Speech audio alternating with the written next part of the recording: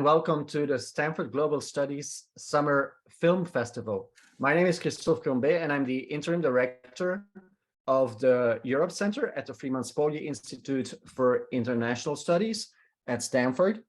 And this summer's theme for the summer film series is Common Worlds, Limitless Realities, Futurism and Fantasy in Global Cinema. Today's screening is the movie Black Crab, or I should say the discussion is of that movie. It's the first discussion of a series of 7, I believe, that will be presented this summer. And this one is sponsored by the Europe Center.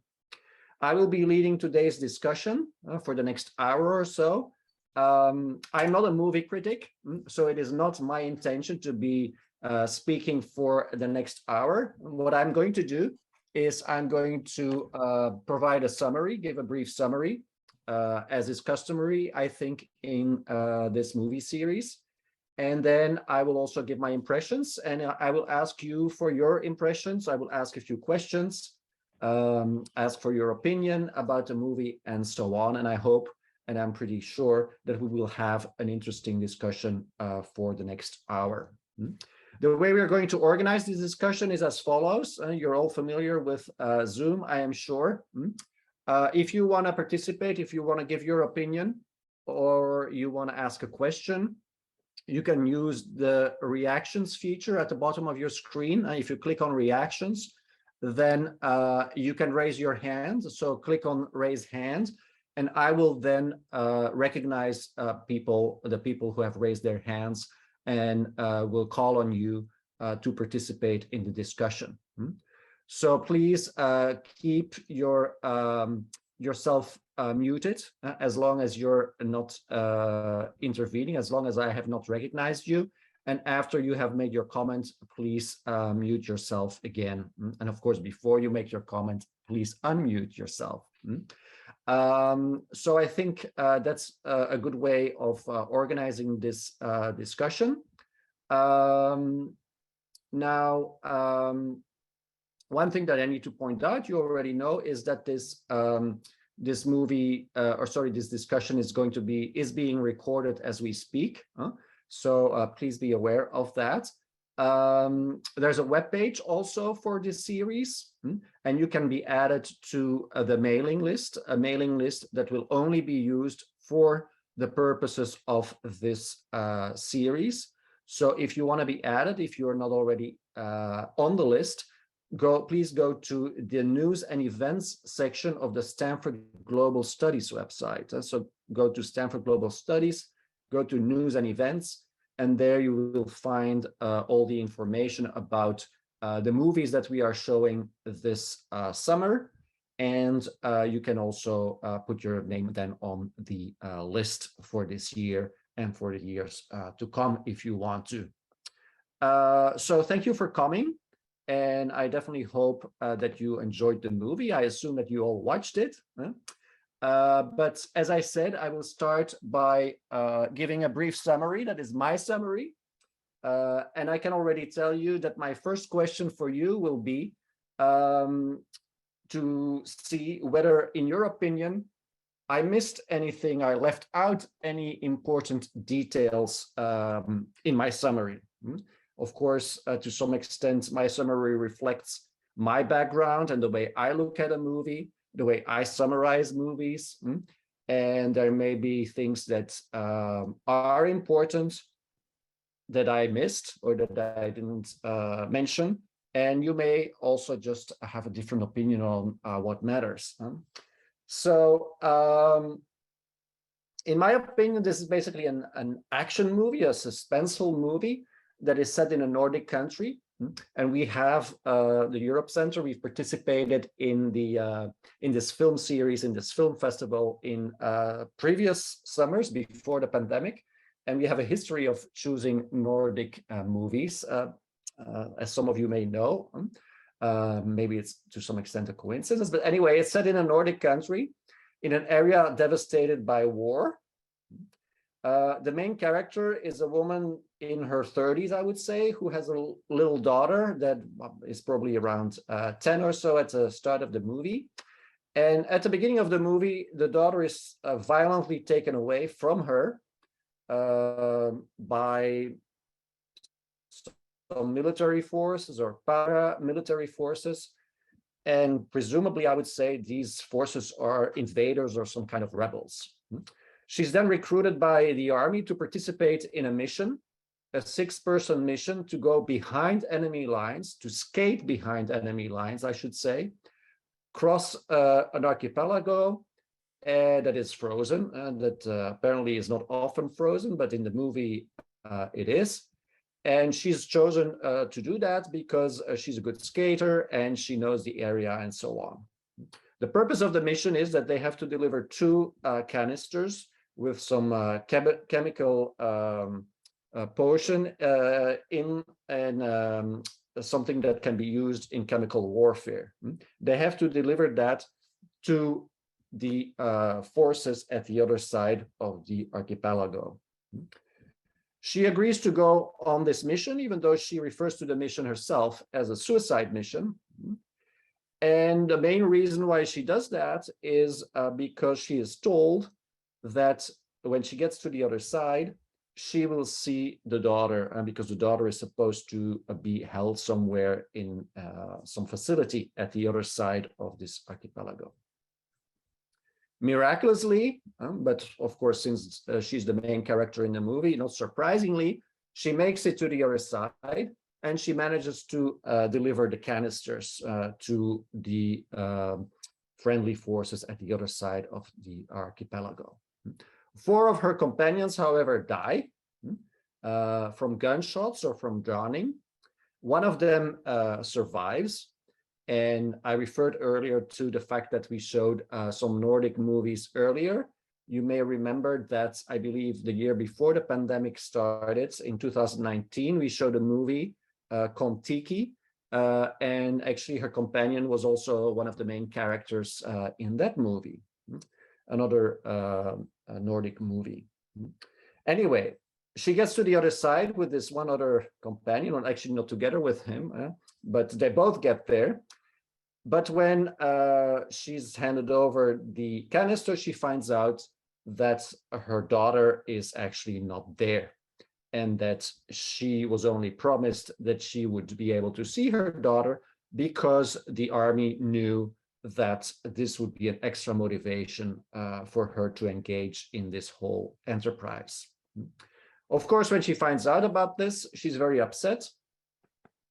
And then she sets out to destroy these canisters together with her companion. She wants to destroy this because I guess she, to some extent, she wants to take revenge. And she also wants to avoid chemical warfare taking place and all the results that would follow from it. They manage to get the canisters. Her companion manages to escape. She, however, jumps into the sea with these canisters, presumably to her death. So that is sort of the summary that I would give of this movie. Maybe I'll add my impressions briefly already. I have to say that I myself am usually not all that big of a fan of futuristic movies or science fiction movies. But I have to say that this movie, even though it lasted almost 2 hours, that I found it was quite engaging, quite suspenseful, and it managed to definitely managed to keep my attention going for 2 hours. So I actually enjoyed watching it quite a bit. I'm a political scientist or a political economist, and maybe my main criticism of the movie is somewhat related to that. I would say that that what I was sort of missing to some extent was I was asking all kinds of questions to myself. Okay, where is this? Who is fighting whom? What kind of government is this? Are these rebels? What is their purpose? What is their goal? How are they governed? But we found very little specifics about all of this, very little information about all of this in the movie. So in the end, I think to a large extent, I would say what kept me engaged was the suspense, the action that was going on, and not so much the story around it, or at least not the political side of it.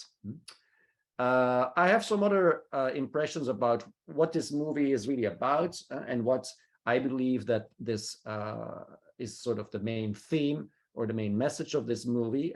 We will get to that later. My first question for you would be, as I mentioned already earlier, what did I leave out? Is there anything important in your opinion that is missing from the summary that I gave? And as we mentioned in the beginning, you can raise your hand, use the raise hand feature, which I should be able to see then, and then I will pass the word on to you. Is there anybody who would like to add anything to my summary? Yes. Sure. Excellent summary. 2 points, I think, at least the way I remember it. She had discovered with the other surviving companion the contents of the material they were taking, and it was viruses, and they understood that this would create viral warfare that would destroy everybody. Mm-hmm. And so they knew this before they delivered the package. Her companion wanted to destroy it and not deliver it, but she wanted to deliver it, one, to see her daughter, and two, she had been promised that she would be freed and released from armed services if she delivered it. So I think it changes the morality questions a little bit if she knew before she delivered it that this was a viral warfare that would probably wipe out all known human life. I think that was the way I perceived it. And of course, I heard it in translation. I didn't hear it in the original Swedish, so I may have misinterpreted it. Yes, that's a good point. I didn't elaborate much on that. But of course, I mean, and we will get to that when we talk about the message about this movie and so on. But I mean, of course, there's a question about morality, as you say. Was it justified to do this? And she was thinking about her family, her daughter, the wider implications. What did she know? Was it important? Whether she knew at what point did she know that it was a virus, and so on. So that's a good point that I probably didn't highlight enough in my summary. You did a good job. I see a few other people raise their hands. I think Sue was first. Sue, would you like to make a comment? Yeah, I think that covered it, but to me, it was a moral dilemma as to whether, because this virus was going to wipe out the world, but if she didn't deliver it, she wasn't going to see her child. So she was really caught in the middle. And once they told her that her child was dead, that resolved the moral dilemma for her. Or I don't know if she was dead, but that she wasn't there. Yes, I don't remember don't know that she was dead. Yeah, but the fact that she wasn't there. Yeah. Yes, so you could definitely describe the situation as a moral dilemma. Sharon? Thank you. That was a good summary, but yeah, I think it was important to know that when they first left with the stuff, they didn't know what it was. And then when they found out what it was, it became a whole nother issue. And at the end, the woman and her companion both agreed to get the stuff and get rid of it so it wouldn't be used. And at the very end, I came partly because I was very confused about the end where she jumps off the pier and he's watching her and you see a flash. So it seems like the grenade that the stuff was taped to exploded, and then it ends. And so I couldn't really tell whether indeed virus got out into the world and was going to do its damage or not. It seemed a little ambiguous to me, which might have been purposeful. But maybe we'll discuss that later. It depends on what people talk about.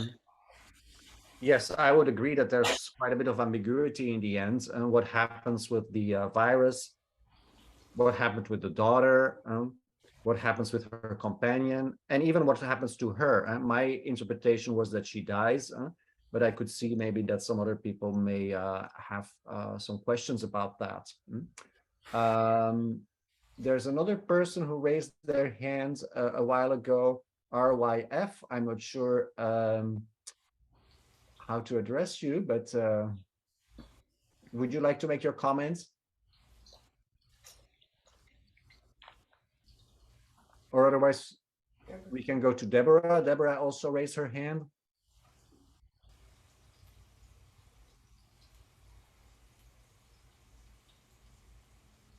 Let's see.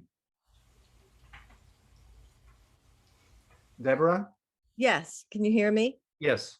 Okay.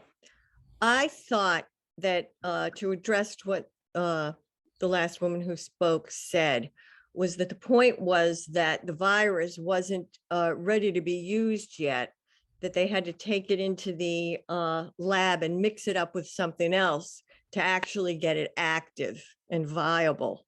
And that when they took it out of the lab and ran away with it at the end, I thought it hadn't been thoroughly cooked.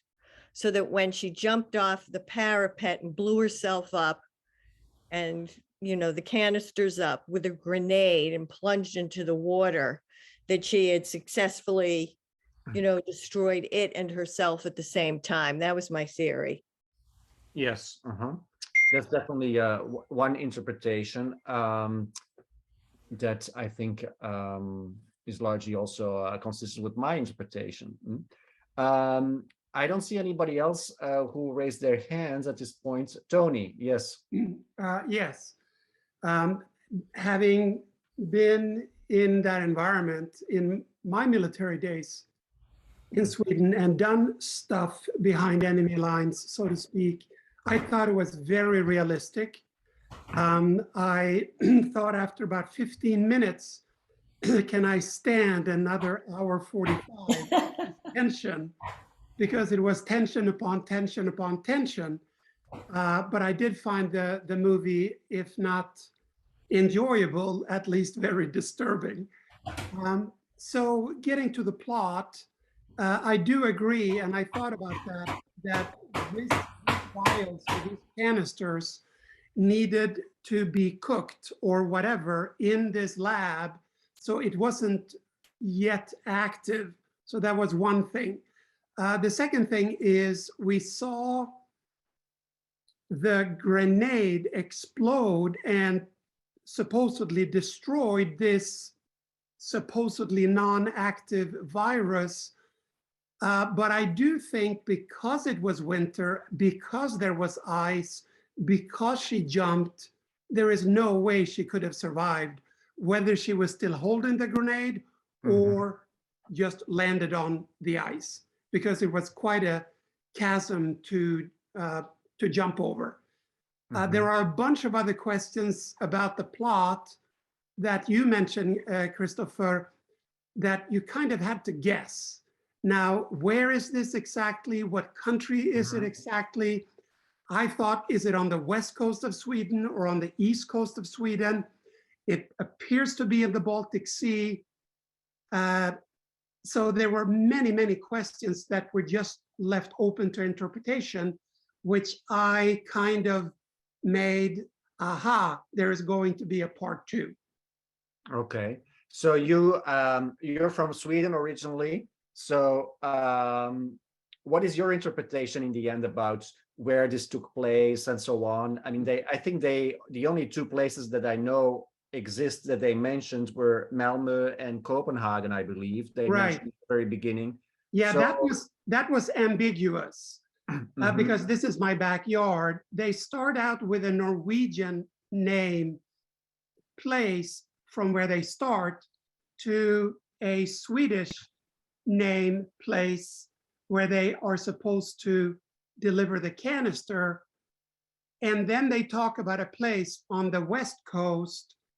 That doesn't make sense because it appears clearly when you look at the archipelago and the islands that this happens in the Baltic, that is on the East Coast, on the Swedish East Coast, which faces the Baltic countries and Finland, and Kaliningrad, by the way. Okay. Yeah. All right. Good. So at least we have a little bit more information about the specifics of where this could have taken place and so on. This was one of the things that I was wondering about when I was watching the movie. I see somebody else wants to say a few words. Karen? Well, I see it as mainly an action movie, a dystopian kind of take on a society in the future.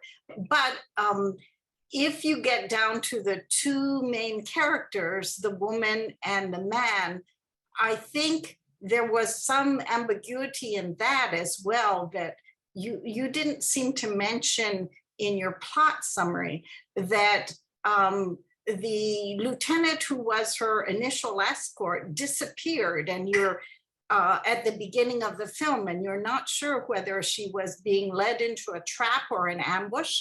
And then he disappears with the canisters once they're identified as biological weapons, and you're not sure of his intention. And then she, the protagonist shoots him on the ice. So these are all major plot points in this thriller, that the motivations, I guess, of the two characters need to be examined. We see the motivation of the woman, supposedly it's a individualistic one. She wants to see her daughter and she wants to be released from her military service, but we don't quite know the impetus of the man's position. And I think that may be a little more central to the plot of this action thriller. And yes, that, I think, I think those are very good points. I left this out, but it is true that that there's a lot of questions about his behavior, why he disappeared in the beginning, why he took off at some point without her. Things you can definitely wonder about. And in a way, from my perspective, it was sort of consistent with the fact that a lot of these broader questions that I was interested in were not answered, like where is this set, who is doing what kind of government is this, and who are the rebels, and so on.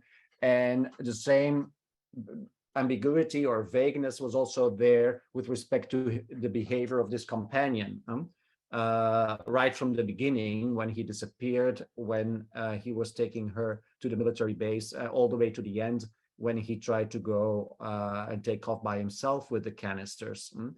I also thought, I didn't mention this in the summary, but I also thought that, as would have been the case in a lot of Hollywood movies, that there would be some romantic interaction between the two. So I was kind of happy in a way to see that in this non-Hollywood movie, I guess, that this was actually not the case. And you can also wonder about that, of course, about the relationship and so on. I see a few people raise their hands, actually, David and Tony. David? Okay. Just wanted to remark, they talk about the archipelago being frozen, and I had the impression that this was supposed to be an indication of, that the climate had gotten a lot colder. There's a lot made of everybody walking around, in the cold, which I'm sure is not unusual for that part of the world. But they do talk about the archipelago not having been frozen like that before, or at least not in a very long time. And so presumably some of the disorder and fighting that's going on is related to this, but again, like you say, we're not given much explanation of what the connections are. Yeah. Mm-hmm. Good, Tony. Yeah, I think many of these ambiguities might indicate that there are going to be part 2, part 3, part 4, because that's when or where some of these will be answered. Mm-hmm. There were almost too many ambiguities, and it started right from the beginning. Who were the guys that took Vanya, for instance, the daughter? Who were they? Were they really bad guys? Were they military? Were they the enemy? None of that is answered. So yeah, a lot of ambiguity. Yes, I hadn't thought about sequels, but yeah, that could very well be the case, I would say. Do you have any knowledge of there being any talk in Sweden or elsewhere about sequels to this movie, or is this just well, I can think only of Noomi Rapace's, the main protagonist's other movies, which is the Millennium series, where to this day, Lisbeth Salander is my heroine of all time. Mm-hmm. Yes, I have not watched that series, but I guess I should. It's outstanding. It's called the Millennium series. Millennium, yeah, Millennium. Men who, well, what is the name in English? That's like the girl who kicked the hornet's nest. The dragon correct. Yes, that's the English name. Yeah. Okay. Are they also available on Netflix? Yes, they are. I believe, or I know this, the Swedish version with her were all 3 books. And then there was an American version with Daniel Craig, which I obviously hated. That was only 1 movie. All right. Good. So I see a couple other people. Deborah? Yes, can you hear me? Yes. Good. I don't know if I'm looking at the movie incorrectly or not, but I had a totally different perspective. I didn't so much get into the details. I saw it as a sort of an allegory almost, or a demonstration of the issues that people can confront in a situation like this. And made me think of what's going on in the Ukraine, where there aren't going to be answers, where you don't know what happens to people in wartime, where you maybe have these fleeting sort of relationships or connectivity, and then they disappear and it turned into something else. But I got very swept up in the whole setting and the action and the pace of it and the thrill of it. And I really enjoyed it. And I didn't really get into treating it like it was Shakespeare or something like that, where I had to analyze it and know everything. I just really got swept up in the activity. Yes, I would say I would agree with that. Also with the point that you made about Ukraine. I was thinking when I was watching the movie that to some extent, when we saw some of the devastation, it also reminded me of the war in Ukraine at this point. And of course, it's a totally different situation. But the fact I think that it reminded me of it, of some of the images, to me, to some extent, it shows that there was a degree of realism, or at least it managed sort of to convey sort of a story about war and connect to what we think of, or maybe be fairly realistic also, to some extent at least. Sandy? It's actually my husband, Bill, who's going to raise the questions. Okay, that's fine. It's not really a question. It's I felt the set or scenery or environment was almost as important as the plot. It was just amazing. The special effects, it seems seamless and not fictional. I mean, it just seemed I got cold Mhm. watching this movie. Mhm. But the underwater scenes when she's under the ice and how it cracks, and it just added to all the suspense, but it also added to the whole difficulty of what they were trying to accomplish. Yeah. Besides, the personal aspect of it and the relationships between the people, Mhm. I really felt the whole setting was incredible. Yeah. Do you think there's a special meaning to the setting? Could the movie have been set in a totally different setting? I don't know, in some tropical paradise, and convey the same message in an equally effective way? No, Or it is it added to the the setting completely just? Mhm. suspense and everything else because of what they had to overcome. The dark. Yeah. The darkness, just everything. They didn't know. Yes, they're going across an archipelago, but have any of them been Yeah. there? I wondered how they knew Yeah. what direction they were going in. Yes, they had GPS or compasses or whatever, but Mhm. sometimes it looked like you were just in a fog. Yeah. There was no direction. There was no up or down. It was just you were just in a cloud. Yeah. Yeah, I thought thought that it's definitely managed to convey well how difficult their enterprise was, how cold and also figuratively cold, impersonal, inhumane a situation they found themselves in, and at the same time, some of the images of nature were very beautiful, and it was sort of a contrast, I would say, with the ugliness of war.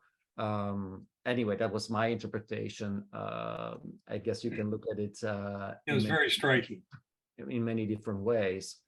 One of the questions that I had, and I think we've touched upon that question on several occasions already, is I was wondering to what extent you found the movie to be believable, to be conveying some credible story. And we talked about that a little bit already.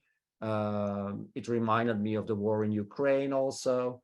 I found that it managed to keep my attention for 2 hours. So I would say that for me, at least to some extent, it seems at least credible enough for me to be able to continue to watch it. And as I said, I'm not a big science fiction fan or so.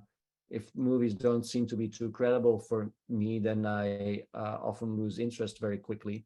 So I was wondering whether that was the same for you, whether you also thought that the movie was sufficiently credible, or maybe that doesn't matter at all. Maybe that's a question that is not very relevant.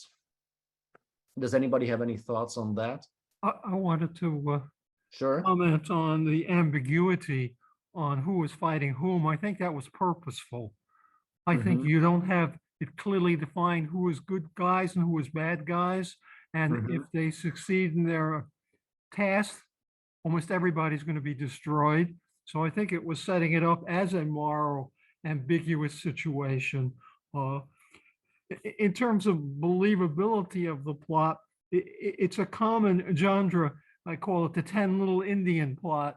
You're in a closed area, and one after another, one of the major characters is murdered. Who's going to be left? So I think that was well worked in to maintain our interest. And I was watching the movie, taking notes, and I was saying, then there were 6, then there were 5, then there were 4. And I think that was a good way to present the plot.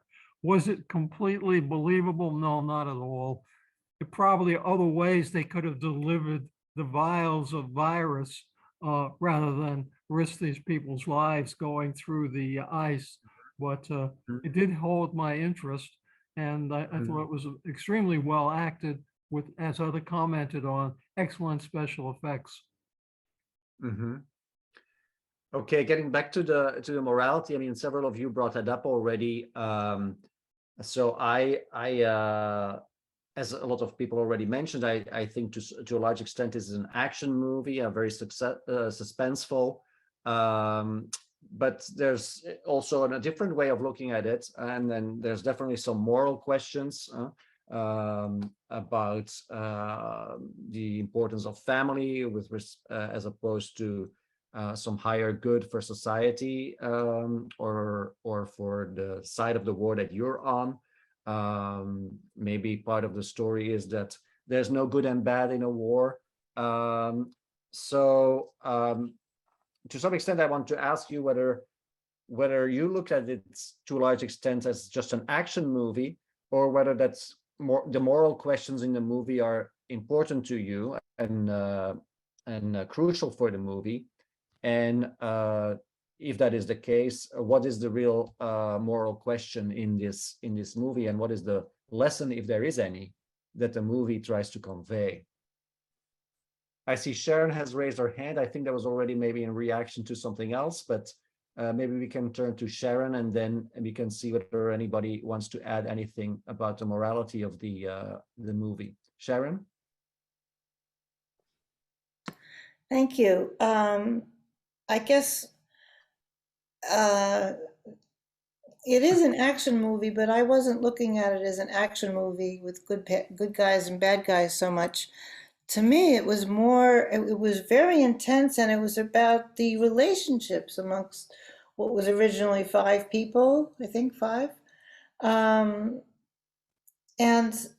there was not one thing or another thing that was a good thing. And I mean, I think each of them had did something that that you might consider not so good, but they no matter how they couldn't have done it alone. I think that's why the difficulty of the nature part, you couldn't have done this in paradise, because the nature situation, being on this ice that usually wasn't even there, made them interdependent. None of them could have survived alone. Mm-hmm. And so you see where one person does something the other one doesn't like, but then it's left. You don't have to dwell on that. We need to survive. There was that kind of thing. And then, of course, there was this one guy, they didn't trust him because they thought he was like a spy. And he said, no, I was trying to get in touch with my girlfriend, or some variation on mm-hmm. that. And it was interesting that it turned out they didn't trust him, but then it turned out that indeed that was true. But when they found that out, he was already dead. And just a whole lot of different things that come up that it's just very intense, and the relationships are very intense. Mm-hmm. Yes, I'm happy that you mentioned that, because I mean, we've been talking about the movie and about morality also, but we haven't really looked at or not said much about the relations between the 6 people, and one of them disappeared very quickly, so it was mainly 5 characters, as you mentioned. The relationships between them, the different personalities, and how they came across, and those also raised to some extent some moral issues.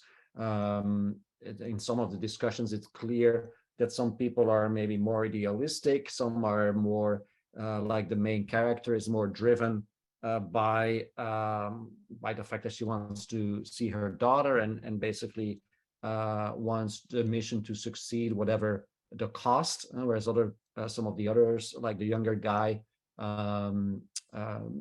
take an attitude that seems to be at least more human and more considerate for other people in the mission.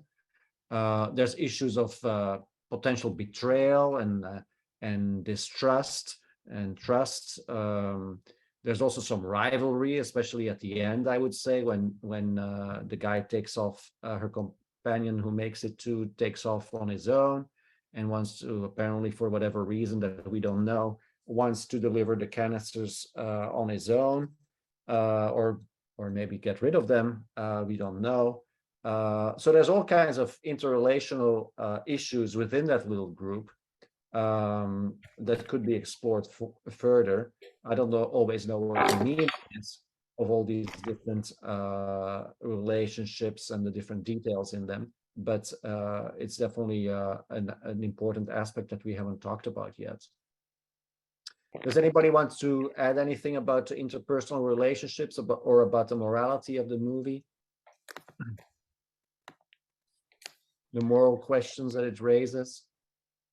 Sharon, you want to say something more? Yeah, well, no, this is not exactly about the moral questions, but there was that scene where there's this boat, it sort of reminded me of the Titanic, this ship that was on an angle like this, and there were all these dead people frozen in the water, and that was eerie. And I don't know what the purpose of that scene was, but that was, maybe somebody else can explain it to me.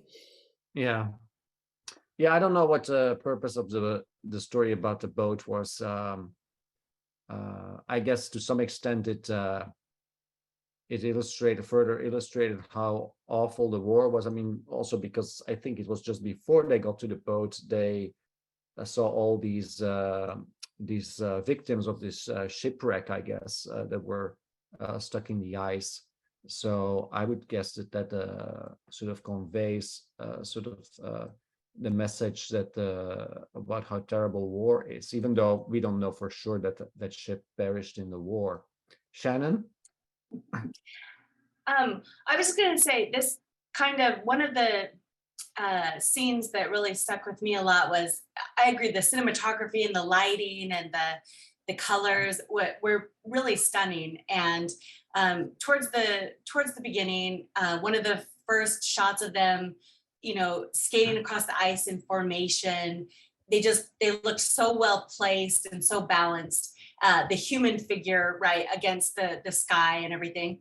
And then there was a shot of some twisted metal in the ice that looked humanoid in shape, right? And I was like, oh, this is a big, foreshadowing, right? And some of the film did strike me as a little bit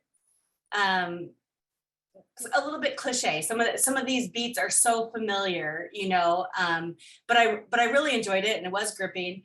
And then, of course, very soon, as Christophe just mentioned, you come across the whole entire killing fields, which is a killing sea, right? Everybody's dead, and they look like that mangled humanoid metal part, from earlier and stuff. But so, and I think that pulls in the whole climate change issue, with like humans and machines and the coldness and empathy and all that kind of stuff. But one thing that really stuck with me was with the idea that it is kind of a cliche because there's nothing new to say. But when I was a child, when I was like 12 or 13, I read a book written by a Canadian author. And it was a book about World War I and about this family. And they had a son who died in the war, and it was heartbreaking. And it was so sad, but they were like Methodists or Presbyterians or something, and living in this very pastoral landscape in Canada. And they had all of this stuff about how it was the Great War, and it was the war to end all wars, and kind of like this, this is the final battle. And so I read that whole book, and it was just devastating. But they win the war, and everybody comes home except for the son who died on Flanders Field or whatever. But I remember sitting there in my childhood bedroom, and I finished reading it, and I knew the author had lived during that time period. And so I hurried and scrolled to the end of or not scrolled, because this was back in the days of regular books, sorry. I got to the last page, and I read the about the author page, and she had died in 1941.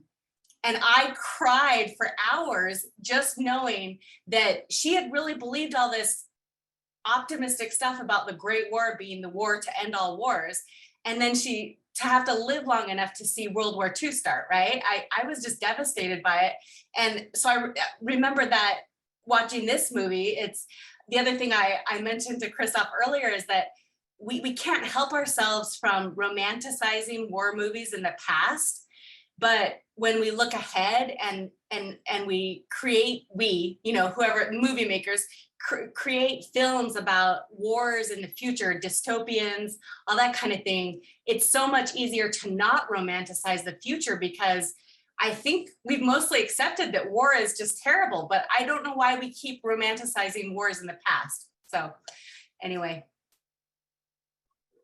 All right, good. So since maybe you were talking about war, emphasize the war and so on. This sort of brings me to a question that I had also, and maybe that is a good question to ask. A general question is, what is this movie really about in the end? Is this a movie about war, or is this a movie about something else, a moral issue, or what is the main point of this movie? What is the main message, if there is a message? Does anybody want to say anything about that?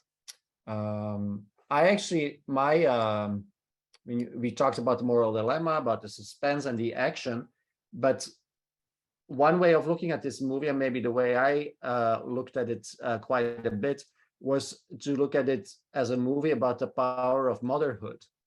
Here you have a person, a mother, whose child is taken away at a very young age, and she's in a war situation.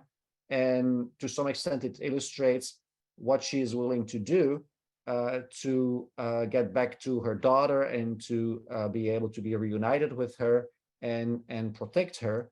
And it basically shows what she's willing to do, the hardship she's willing to go through, the moral questions that we highlighted that she's willing to address, and to the moral reservations that she's willing to take, in order to be with her daughter anyway. So that's sort of one way of looking at it. We also, you may remember that I mentioned earlier that we had some other Nordic movies in the past 2 years. I mentioned Kon-Tiki, which was a movie about some adventurers that were stuck on the Pacific Ocean. 2 years, no, not 2 years ago, but 2 years before the pandemic, in 2018, we had another Nordic movie that was in a way also about motherhood and was called Force Majeure. Some of you may remember that movie. So anyway, I thought, I was wondering whether any of you also focused on that aspect of the movie. Sandy?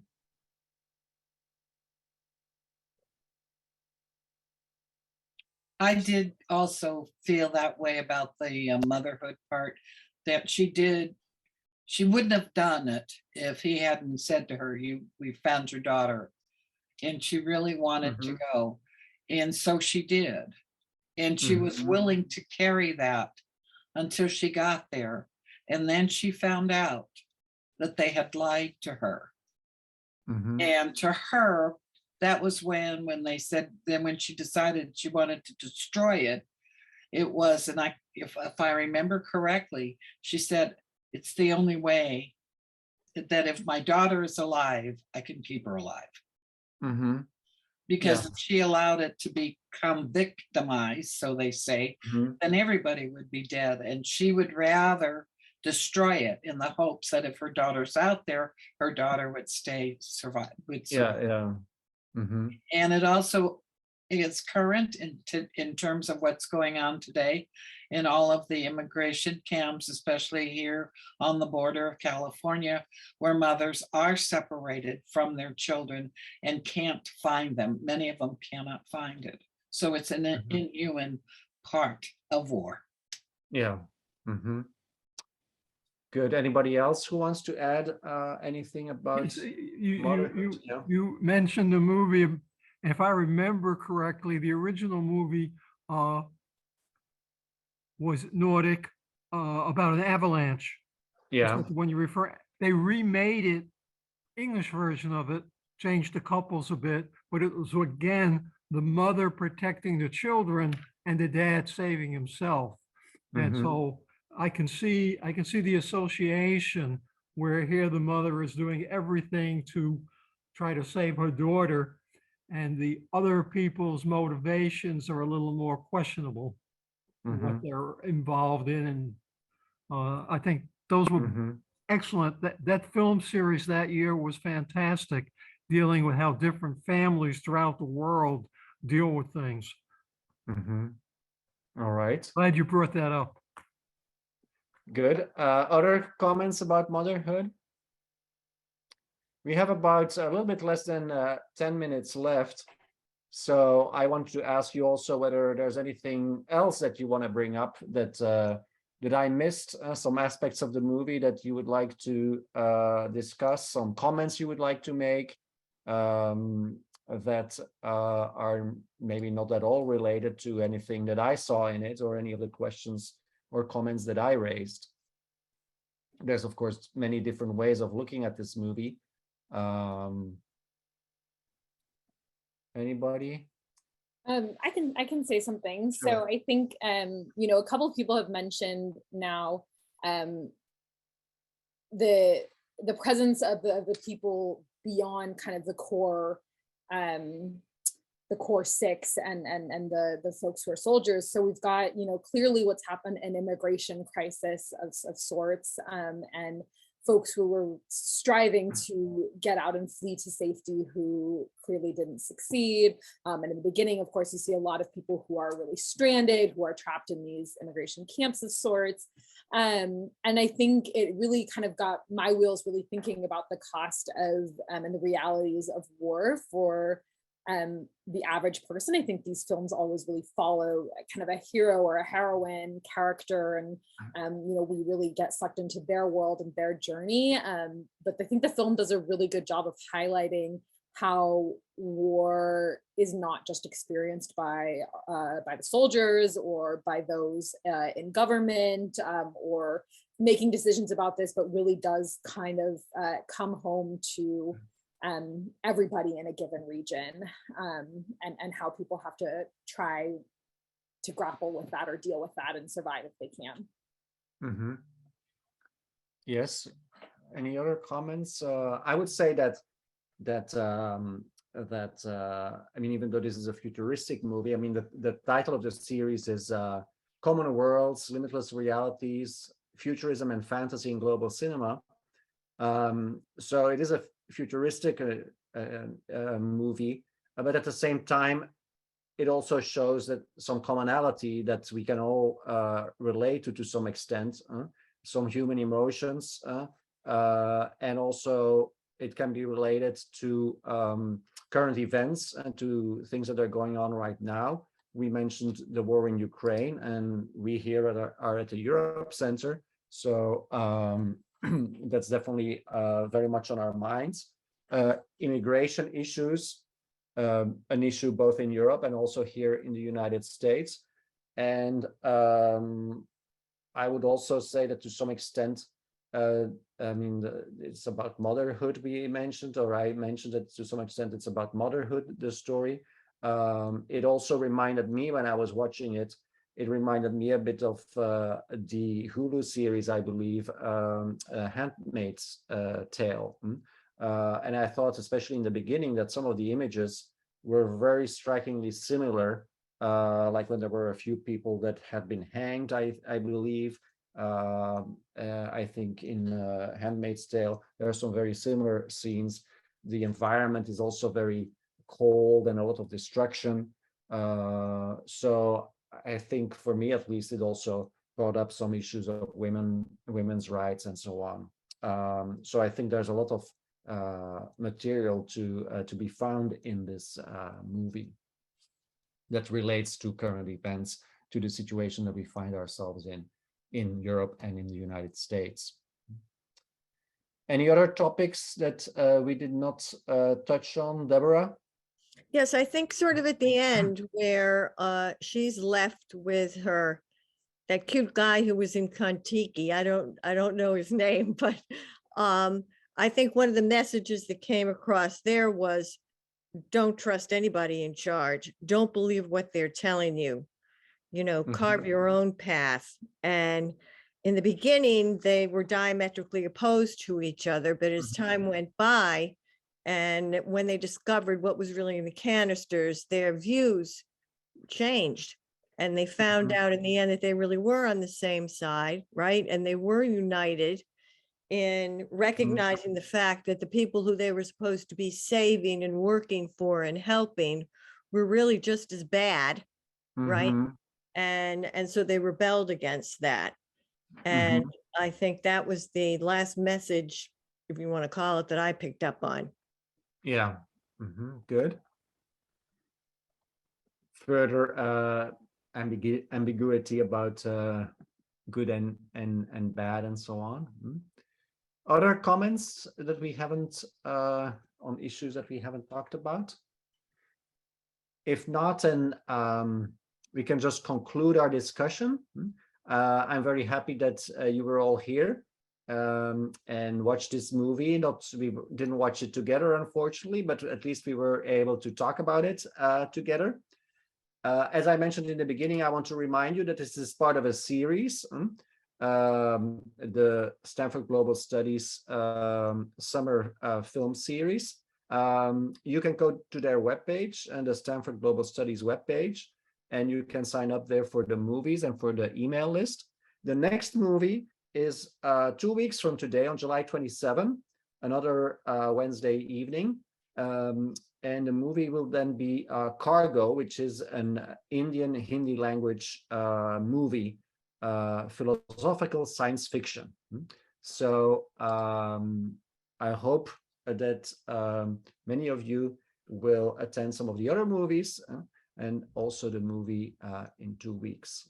That being said, I thank you very much for being with us here this past hour. And I hope to see you again, either at the film series or maybe at a Europe Center event. You can also go to our webpage and the Europe Center tech.fsi.stanford.edu. And you can check, maybe not now, but closer to the beginning of the academic year, what events, seminars, talks, and so on that we organize.